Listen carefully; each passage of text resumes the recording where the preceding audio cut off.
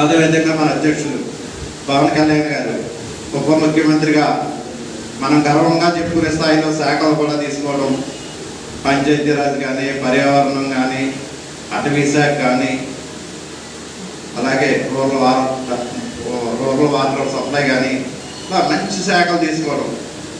ఎందుకంటే గ్రామ స్వరాజ్యమే దేశ సౌభాగ్యం, దేశ స్వరాజ్యాన్ని కోరుకు ఆలోచించే నాయకుల్లో ముఖ్యమైన నాయకుడు మన పవన్ కళ్యాణ్ గారు. గ్రామానికి అభివృద్ధి చెందాలి దేశంలో కోరుకునే నాయకుల్లో మన నాయకుడు.